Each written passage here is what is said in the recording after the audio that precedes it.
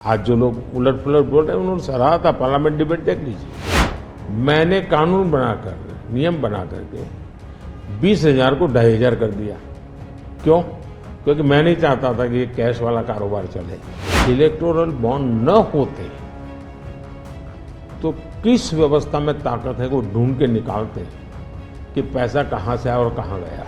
आज हम पूरी तरह काले धन की तरफ देश को धकेल दिया है और इसलिए मैं कहता हूं सब लोग पछताएंगे।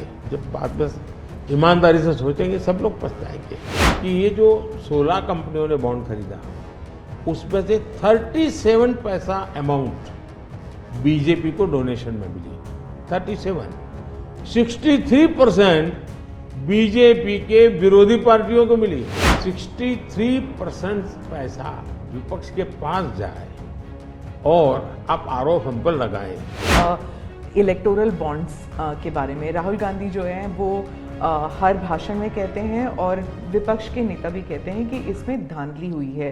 आपकी पार्टी के लोग भी कहते हैं कि अगर गलती है, अगर इसमें कोई गुंजाइश है इसके सुधार में तो वो कर सकते हैं।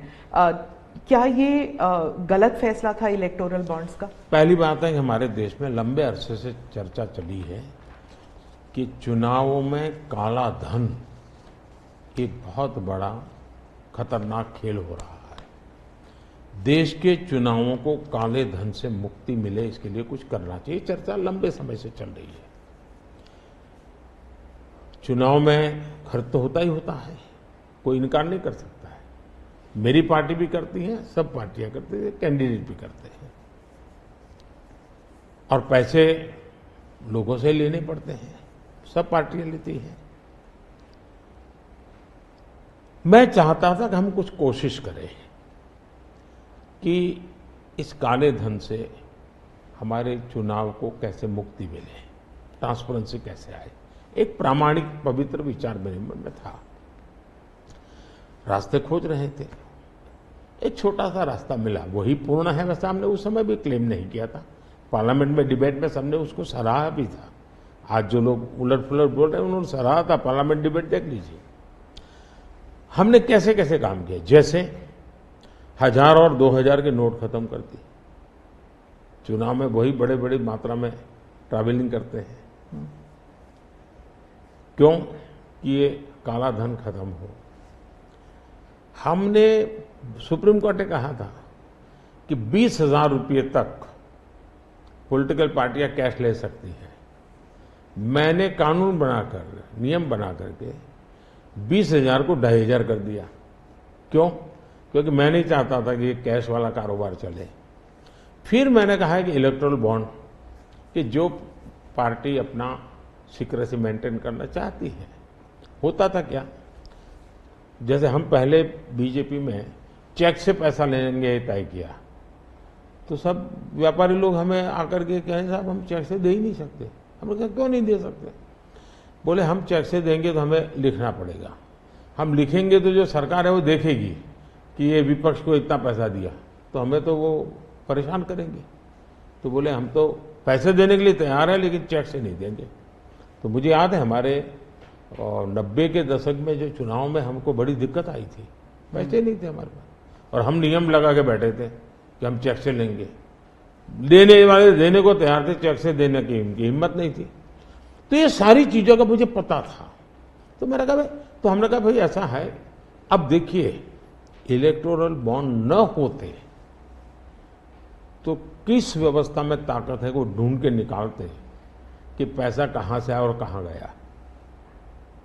ये तो इलेक्टोरल बॉन्ड की सक्सेस स्टोरी है कि इलेक्टोरल बॉन्ड थे तो आपको ट्रेल मिल रहा है मनी का कि किस कंपनी ने दिया, कैसे दिया, कहां दिया। अब उसमें अच्छा हुआ बुरा हुआ वो विवाद का विषय हो सकता है, इसकी चर्चा हो। मुझे जो चिंता है वो, मैं ये कभी नहीं कहता हूं निर्णय में कोई कमी नहीं होती है। निर्णय तो चर्चा कर सीखते हैं, सुधारते हैं। इसमें भी सुधार के लिए बहुत संभावना है, लेकिन आज हम पूरी तरह काले धन की तरफ देश को धकेल दिया है और इसलिए मैं कहता हूं सब लोग पछताएंगे। जब बात बस ईमानदारी से सोचेंगे सब लोग पछताएंगे। अब देखिए इलेक्टोरल बॉन्ड का भी विशेषता थी, कैसा झूठ चल रहा है। कुल देश में 3000 कंपनियों ने इलेक्टोरल बॉन्ड दिए हैं। उसमें 3000 में 26 कंपनियां ऐसी हैं जिन पर कार्रवाई हुई है। ये कहते हैं ना ईडी वीडी टिकना अपना, 3000 डोनर है, उसमें सिर्फ 26, और उनमें से 16 कंपनियां ऐसी थी, छापा जब लगा उस समय बॉन्ड खरीदा। कोई जोड़ सकता है इसको? अगर बॉन्ड खरीदा, लोग ये जोड़ रहे हैं, उसकी विशेषता यह है कि ये जो 16 कंपनियों ने बॉन्ड खरीदा, उसमें से 37 पैसा अमाउंट बीजेपी को डोनेशन में मिली। 37, 63% बीजेपी के विरोधी पार्टियों को मिली। अगर पूरे जोड़े जाएं तो हाँ। मैं ये 16 कंपनी जिसका ईडी सीबीआई कोई न कोई उस समय एक्शन भी हुआ और बॉन्ड भी निकला, 37% अमाउंट बीजेपी ने, 63 ऑपोजिशन को। क्या ईडी रेड करे और ऑपोजिशन को डोनेशन देने का कार्यक्रम बंद करे? क्या बीजेपी ऐसा करेगी? इसका मतलब कि 63% पैसा विपक्ष के पास जाए और आप आरोप हम पर लगाएं, लेकिन उनको गोलमोल बोलना है और भाग जाना है। हम ट्रांसपेरेंसी की बात करते हैं तो